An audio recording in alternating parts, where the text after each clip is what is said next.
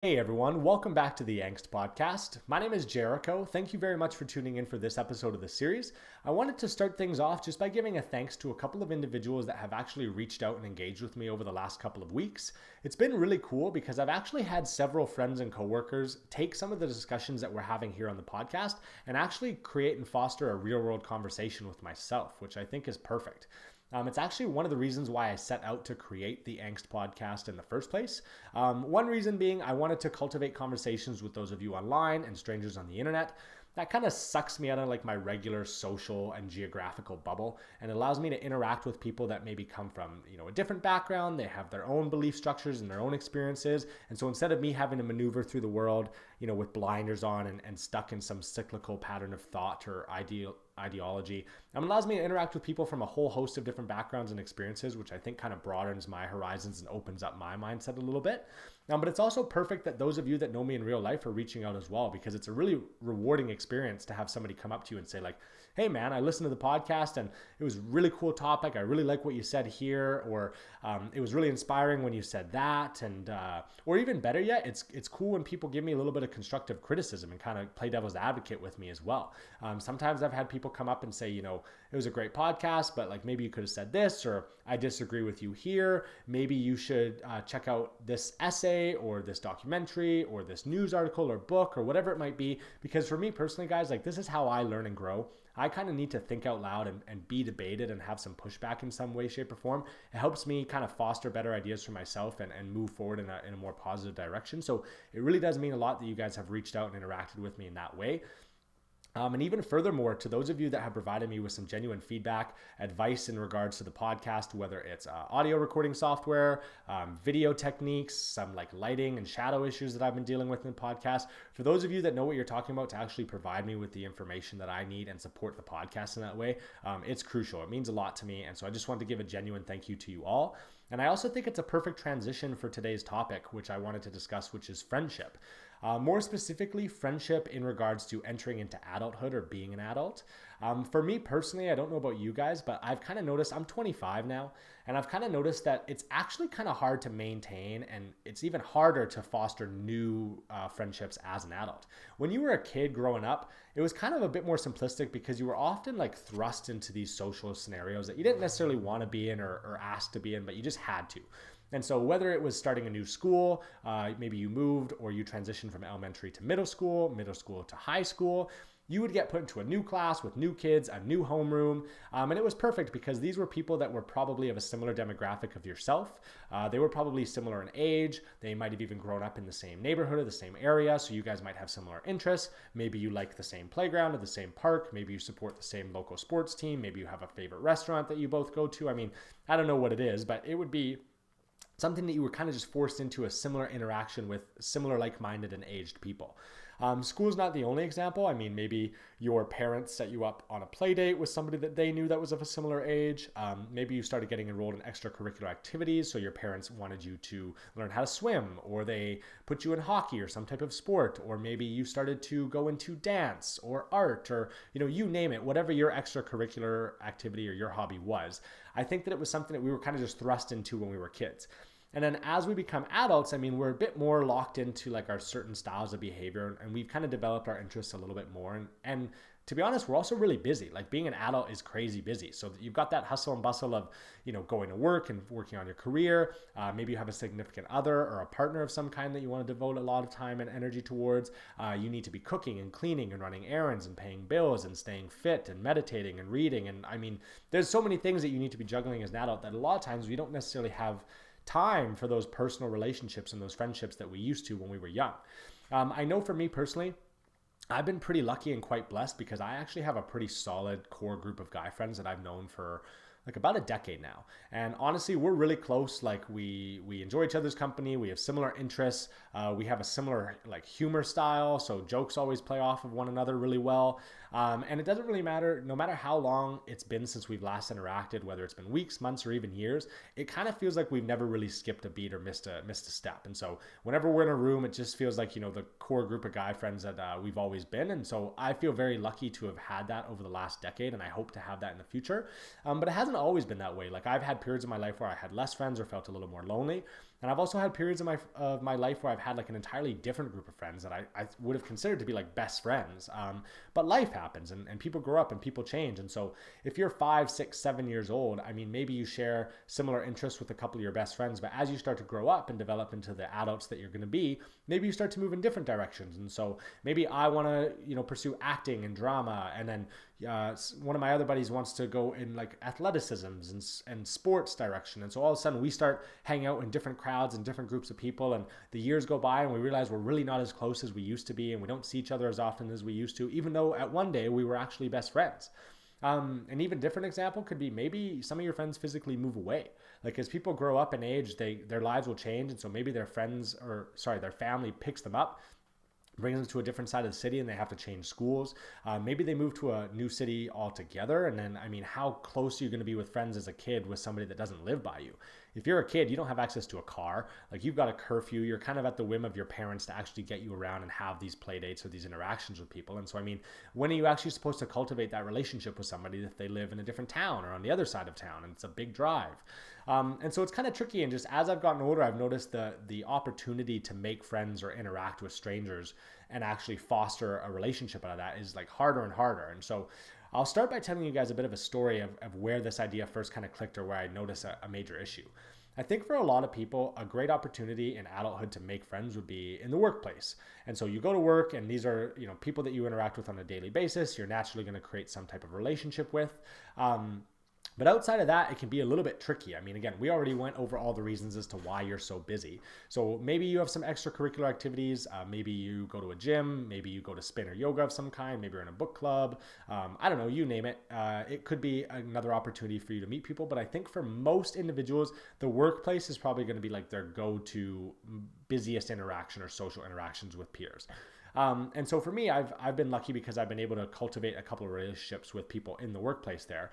But it's interesting because I hate to sound rude, but some of these people I would consider like workplace friends.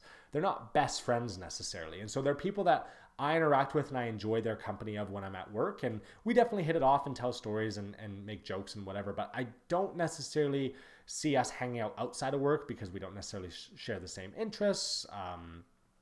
Or we're only really even that close because we have that common interest of work. And if I didn't work there, then we'd actually lose a lot of things that we normally talk about or interact with. And so it can be a little bit tricky. And so these are kind of like these workplace friends. How do you transition or make a friend that's not just a workplace friend, but it's actually like a true, real friend? And so the story that I want to tell you guys is that a little while ago, my girlfriend and I decided that we would purchase a dresser off of Kijiji. And so we were looking through, and we eventually found a product that we really liked, went over to the guy's house to meet him. And as we stepped into the building, I realized that it was actually quite the operation that he was running there. He was flipping furniture like pretty frequently. And so he had dedicated a significant portion of his house and essentially was picking up furniture off of Kijiji, Facebook Marketplace, buy and sell groups, junk stores, thrift stores, who knows where he was getting them.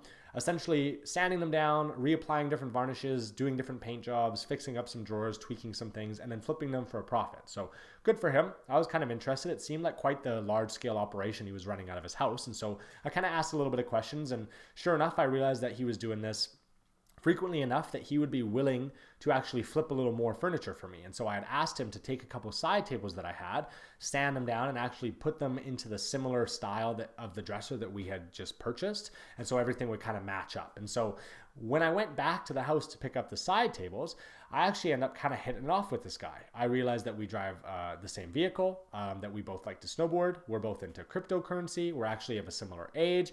And he's actually like a pretty cool dude. Like he's a bro, for lack of a better term.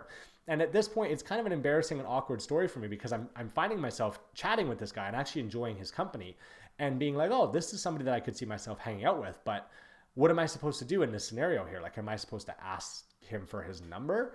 Like, I'm not gay. There's nothing wrong with being gay. But the scenario to me was definitely, it was coming off that I didn't want to be creepy or weird. Like, I didn't want to say like, hey man, like we should chill sometime, or like, hey man, what's your number? Like we should chat again, or like we should go snowboarding sometime. Like these ideas were kind of in my head, but I felt so awkward and uncomfortable in this scenario that I didn't even really know how to approach that. And even telling it now, I feel a little awkward and uncomfortable because it's a little weird, right? Like these are interactions that you're not necessarily that's not something that you're very commonly used to. Like normally you'd make friends with people that you already know or that you have similar interests in or that you get to see on more than one occasion. And I had basically just met this guy, realized he was pretty cool and kind of wanted to hang out again, and didn't really know how I was supposed to go around doing that or ever actually seeing this person again. And so it's kind of just a weird story that I think proves my point as the difficulty of making friends and cultivating relationships in adulthood, because you want to kind of play it cool, right? Like you don't want to come off as needy. You don't want to be too aggressive or creepy towards people. You want things to come off very naturally and friendships to just kind of foster on their own.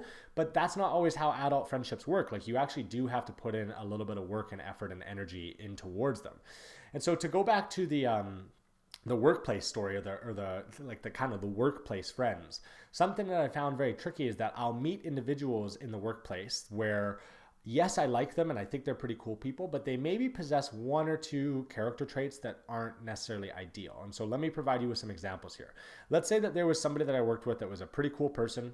We hit it off on a couple different topics. We had similar interests and I started to hang out, maybe grab some beers with this person. We'd hang out in group environments and I see them at work. So we're developing a bit of a friendship.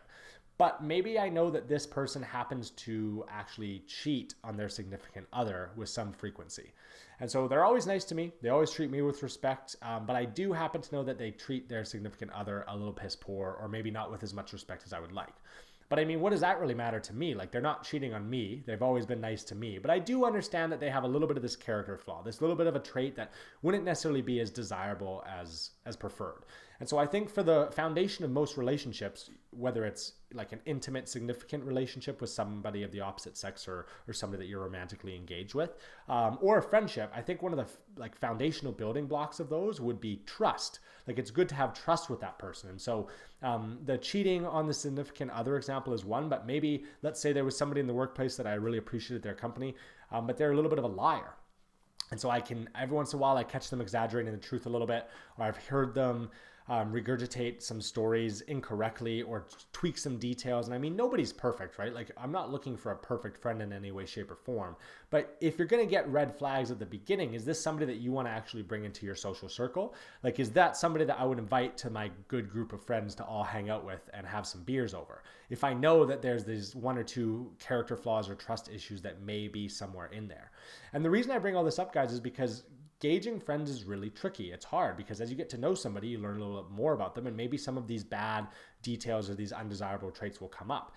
And for a lot of people, I actually think it's an unfortunate circumstance because they find themselves in social circles or in friendships with people that are maybe not the best type of people. And you are most like the 5 people that you hang out with most often. And so in my opinion, it's actually very crucial to pick a good supportive friend group. You want individuals that are honest, trustworthy, that better you, that give you good social and career opportunities, that support you in your endeavors and your goals and actually motivate you to do better in your existence. And for some people, it's a really sad scenario because if you've had a friend that throughout the years you've just had and you've grown up together and they've developed some bad character traits, or maybe you didn't realize they had these character traits at the beginning, but now you're close and there's somebody that you interact with all the time and you would consider to be a better acquaintance for you than otherwise, that could be something that is essentially slowly but surely starts to rub off on yourself. And so if they have character traits of being manipulative, if they have character traits of lying, or if they're not always nice all the time, I mean, these are subtly and subconsciously starting to shine on you. And that actually makes you less of a desirable friend as well. And so the reason I bring all this up, guys, is that one of my advice tidbits to gaining more friends is to actually cut the ones that you have that suck. And this might not apply to everybody, but I definitely know there are some people that have friends that they've just been friends with for long enough that it feels like there's an obligation to. And so they're constantly interacting with these or putting themselves in the environments that aren't necessarily benefiting them. And because your energy is going towards that, you're not getting any other energy to cultivate new relationships or start friendships with people that are better, are actually going to rise you up or improve your life in some way, shape, or form. And so that's a little bit of advice I could have there is you guys need to kind of cut the bullshit with some of those people that aren't elevating your own experience or aren't actually supporting you or bettering you on your day-to-day existence. And then kind of seek out and inspire those people that are going to do that for you. And so my advice in that direction is that you need to have some type of extracurricular. I had mentioned before that work is probably the most common place for a lot of people to interact and meet different individuals, but that shouldn't be the only spot. I think that it's tough at work because work isn't necessarily going to be associated with common interests or beliefs. It's just work. And for a lot of people, it might just be a paycheck. And so they might not necessarily be passionate about what they're doing. And it might not necessarily allow them to interact with anybody that is of a similar mindset. And so you need to find an extracurricular that you actually are passionate about and love, and then seek out people that share that common interest with you and that common ground, because that's your icebreaker to hang out. It's like, hey, how about we go do that extracurricular? Like, how about we go snowboarding? How about we go run stairs? How about we join a book club, or we read this book, or whatever it may be? You know, extracurriculars can come in a lot of different ways, and I think people will limit themselves because they're nervous. And so you could start dropping into yoga classes or spin classes, and you could interact with the teacher or the coach or the instructor there. I mean, those people are paid to interact with you. It's great practice to kind of make those interactions and those relationships with people that kind of are forced to do it, which I know sounds a little, you know, you don't want to force a friendship at all, but you can at least get practice in of interacting with people in those communities, getting to know people, dropping names, and kind of creating a face for yourself. An opposite could be true of just going to coffee shops or bars or restaurants. You know, you could start to frequent a location enough that you actually get to meet people and learn some names and feel comfortable in that social setting. And it's crazy the way that momentum will pick up. If you just start attending a yoga class, if you just start going to the library, if you just start going to a restaurant every day and interacting with certain people over and over and over, eventually, if you're friendly and honest and genuine enough, people might actually just start to appreciate your company and like that you come in and have those interactions. And that's like the foundational building blocks of a friendship or a relationship of any kind. And so finding those extracurricular activities is really crucial, guys. And I know for some people it can be a little intimidating to put themselves out in those social environments. So I'm actually going to provide you with a bit of an opportunity as well to maybe avoid that if you're not somebody that's necessarily always comfortable. For me, when I was growing up, I actually had a great group of friends that were 100% digital, which I think is really cool about living in a modern day era that we live in now. When I was growing up, I really liked playing video games. And so I met a couple of guys that were literally on Xbox Live, and we would just play games together, whether it's sports games, Call of Duty, Halo, you know, you name it. And it would just be one of those things where we'd message each other on social media. It'd be like, hey, are you going to be gaming tonight? Are you going to be on this weekend? Or do you want to play a couple rounds right now? And these were guys that I actually developed a bit of a relationship with and I knew a lot about. They lived in the States. I lived in Canada. We never interacted in real life. We never actually met each other, but I knew these guys for literally years. And I talked with them for thousands of hours, honestly, over the course of just different gaming sessions and different games as they were released. And so that was a cool opportunity for me to have these social interactions while doing something I liked, which was video games. And yeah, okay, I didn't leave the house. So for a lot of individuals, they'll kind of look at that and say, well, that's not very social of you. But I still got to engage with people that were of similar, you know, age groups, of similar like-mindedness, and they had similar interests and hobbies that I did. And so video games might not be your thing, but we live in a really cool era where you can actually just reach out online digitally whenever you want. I mean, you can engage in the forums of a blog or a vlogger that you really enjoy. You can interact with me here in the comment section on a YouTube video about some ideas or conversations that you want to have. You can enter into different like Facebook groups. So you could find a Facebook group about cooking, or you could find a Facebook group about maybe a novel or an author that you really enjoy, a series that you really like. And you can kind of just slowly but surely, you know, maybe you like a certain type of car, or you like to dance, or you like to like a certain band, so you follow the band's page. And if you just start interacting with those pages and just putting yourself out there in some way, shape, or form, and don't force the issue, like just put yourself out there and see what happens. I think you'd be surprised when you start taking steps in a certain direction, when you start engaging with certain communities. It's crazy how quickly people of similar interests and mind states will actually reach out and find you as well. And so, you know, in a modern day era, something like Tinder has become very common, or Bumble. So it's something where you can meet and interact with people online and actually foster like a relationship of some kind, right? We don't necessarily have that equivalent for friends, at least not on like an app-based system, but you can still kind of force that issue, right? Like you can meet people online that are of similar interests, that are doing similar things, and just start chatting with people on a digital era. And that even in itself is a great opportunity for you to learn new information, maybe make some friends that will maybe even transfer to the real world world or real world opportunities for you as well. So that's another little tidbit of advice that I would like to give. And then for my closing point, guys, I would like to kind of say that I think another very beneficial way to gain and cultivate positive relationships with different people is to just have the right mindset. Like, you don't want to try too hard. You don't want to come off as creepy. You just want to be a genuinely positive person. And so if you are somebody that kicks ass and gets stuff done, is inspiring and has interests and does cool shit, people are going to seek out you. And so if you have the right mindset that you're constantly trying to be better, that you're constantly trying to be improving on your skills and your interests, then honestly, you'll just meet those people that are in the same direction or heading in the same way. And so for me, the advice that I want to give is that I think it's very important to have reflection on your interactions throughout your day. And so at the end of the day, I would recommend that you kind of sit down and take a couple of minutes just to think about your day and who you saw, and think about those people that actually meant something to you and bettered you in some way, and be thankful for them. And so think about those coworkers that you interacted with, that maybe they're just friends, coworker friends, but be thankful that in that space you still have that friendship and that opportunity, and that they keep you social and going.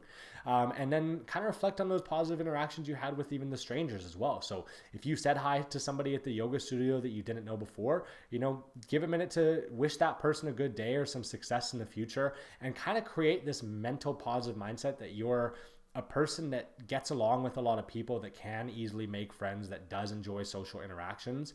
Be thankful of the positive social interactions that you have. If a stranger does something nice for you, if a stranger gives you a compliment, and kind of move forward that direction, that it's okay to just be friendly to everybody that you see, because you never really know where a friendship could start or who you could meet, whether it's in real life, at work, at the gym, or online. I mean, it's a mindset that you guys have to be open and engaging with other people. And if you're cool, honest, and open to others, then they'll give that back to you. And it's a good way to kind of cultivate and build relationships from there. So hopefully that made sense. Hopefully you guys got a couple of cool tidbits of advice, a couple of interesting experiences that you can relate to, that I've gone through, that you've gone through as well. And I really always appreciate you guys tuning into the podcast. Until next time, enjoy the day.